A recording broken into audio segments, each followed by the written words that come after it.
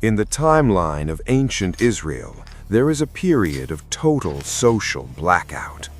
A time when the sky turned dark not because of a storm, but because of the hearts of men. We call it the era of the judges, a time when the centralized law had dissolved, replaced by a terrifying new doctrine. Everyone did what was right in his own eyes. Tonight, we aren't looking at heroes like Samson or Gideon. We are opening the darkest forensic file in the scriptures. File number Judges 19, the Gibeah Massacre. This is not a story of a miracle. It is a story of a monster. A monster that didn't live in a cave, but in the center of a city. Warning, this is a black label investigation. We are looking at the total collapse of the human soul. If you are looking for a comfortable sermon, turn back now. We are going into the heart of the darkness. This is the anatomy of a national collapse. The tragedy doesn't begin in Gibeah. It begins in Bethlehem. A Levite, a man designated for religious service, is traveling to bring back his concubine who had fled to her father's house. Notice the first red flag. The Hebrew text suggests a deep fracture in their relationship, but instead of reconciliation, we see a lingering 5-day delay of feasting and drinking. The Levite represents the religious elite of the time, complacent, overindulgent, and disconnected from the growing rot in the countryside. He was a man of the cloth who had lost the thread. As the sun begins to dip on the 5th day, the Levite makes a fatal decision. His servant suggests stopping in Jebus, a foreign city, but the Levite refuses. He says, "We will not turn aside into the city of a stranger. We will go to Gibeah, to our own people." He chose his own people because he assumed they were safe.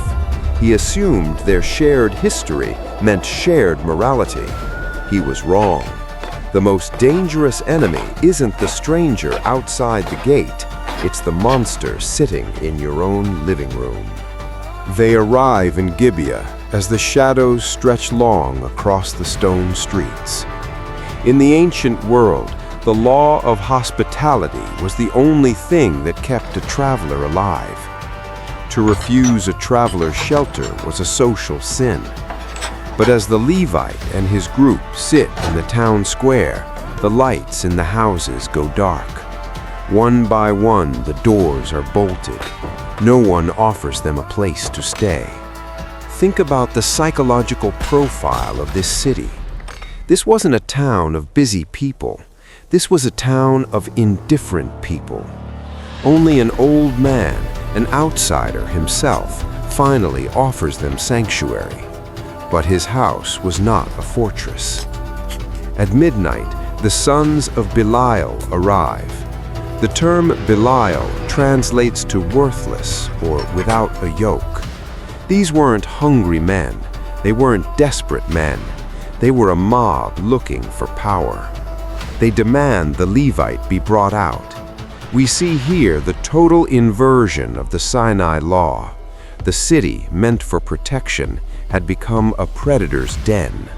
And here, we reach the most disturbing forensic detail of the entire file. When the mob threatens the house, the Levite doesn't stand at the door. He doesn't pray. He doesn't offer his own life. To save his own skin, he seizes the woman and pushes her out into the darkness. He didn't just hand her over, he discarded her. The door slams, the boat slides home, the Levite goes to bed. In the morning, he opens the door to continue his journey. He finds her there, motionless. Her hands are on the threshold, a silent, physical testimony to her struggle to return to safety. His reaction? There is no recorded grief, no scream of agony. He simply says, "Get up, let us be going." But there was no answer. He didn't see a person, he saw an inconvenience. He places her on a donkey and heads home. The victim had become a piece of luggage. What happens next changed the map of Israel forever. The Levite takes the body home and performs a clinical 12-part dissection. He sends a piece of the horror to every tribe. This wasn't a funeral, it was a summons of flesh.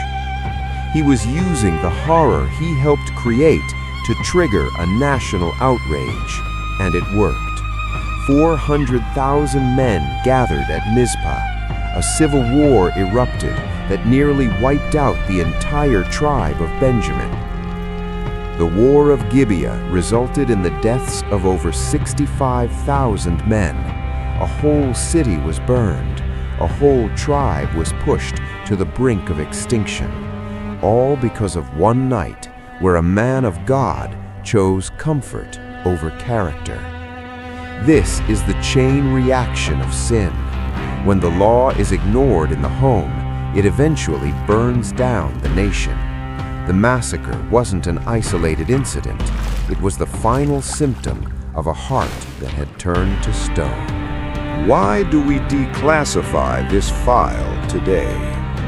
Because Gibeah is a warning for every generation that thinks personal truth is enough.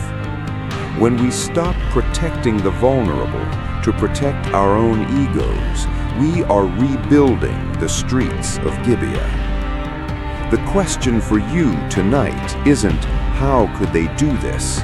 The question is, who are we pushing out the door to save ourselves?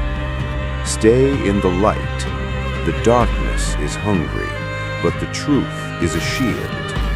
This has been a Controverse Black Label investigation.